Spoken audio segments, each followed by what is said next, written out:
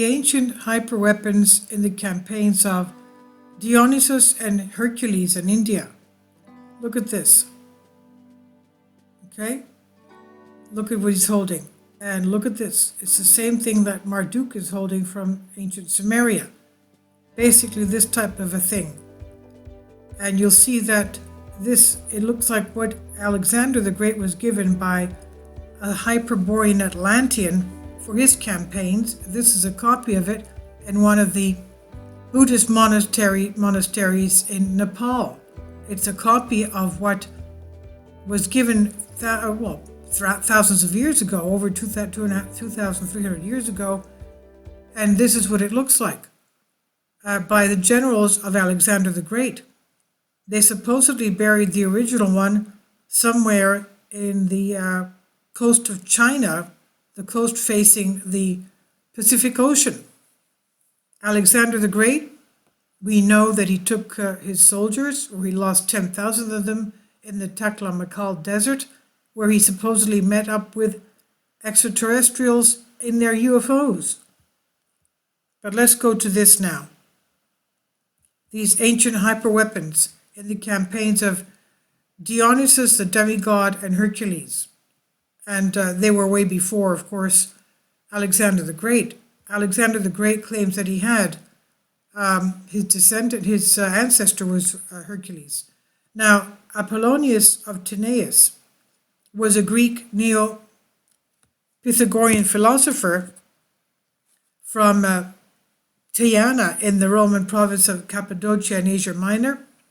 He was an orator and philosopher around the time of Jesus Christ and has been compared to Jesus by Christians in the 4th century and by other writers in modern times. All the information we have about Apollonius comes from Philostratus. Philostratus owes his fame mainly to the 8 books that made up Diiston Timaeus Apollonius. During Timaeus' journey to India, he met the famous Brahmins, where he gleaned much information about the distant past. In the works of Philostratus, we read this. Regarding Dionysus, the opinions of Indians and Greeks differ, and also of Indians among themselves. We say that the Theban Dionysus campaigned against the Indians with his Bacchic troop, and we use as evidence, among others, the tribute at Delphi, which is kept safe in the treasuries there.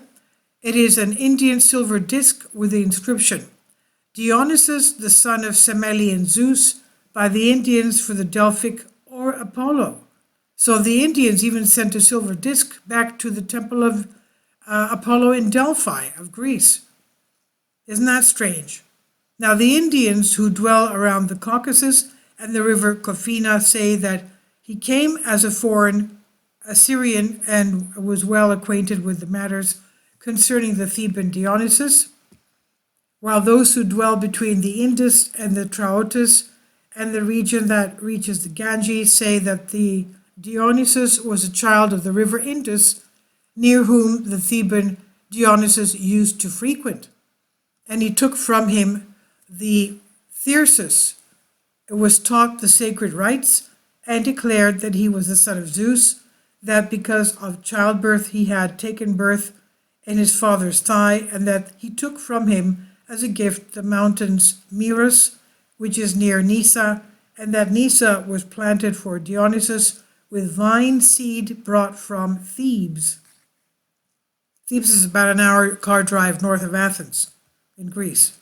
Now there they say that Alexander the Great also performed orgiastic ceremonies. Those who live in Nysa deny how Alexander went there. Now the true sages dwell between Sva and the Ganges. In this region Alexander never set foot, not because he was afraid of anything, but I think the omens prevented him.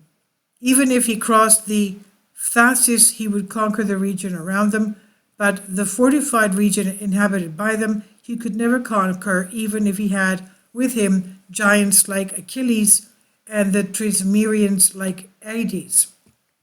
Now, for they do not engage in battle with the assailants, but cast ill omens and thunderbolts and repel them, for they are men holy and dear to the gods.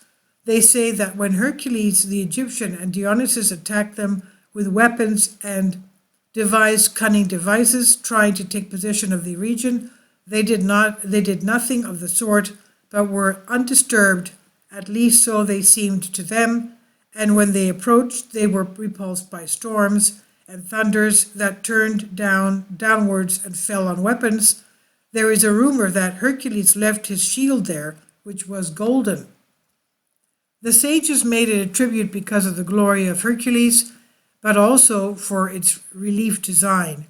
Hercules himself is depicted marking the boundaries of the world at Gadara and using the mountains for pillars and drawing the ocean inwards. From this it becomes clear that it was not the Theban Hercules who came to Gadara, but the Egyptian Hercules, and he defined the borders of the earth. The hill on which the sages lived is said to have been about the height of the Acropolis of Athens and was naturally fortified by the surrounding stones. On the stones they say that there are footprints with 2 hooves and impressions of beards and faces.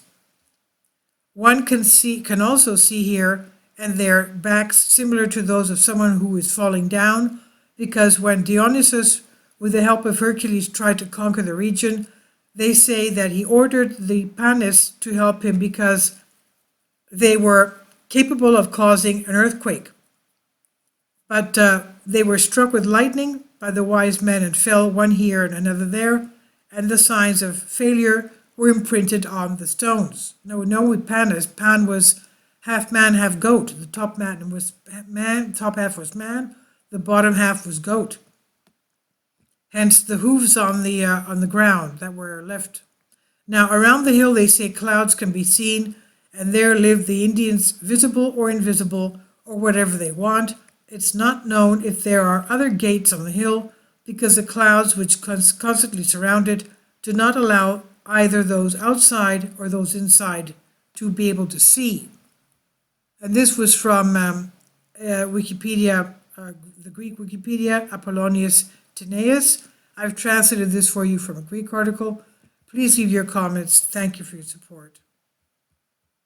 Kindly support my Patreon account.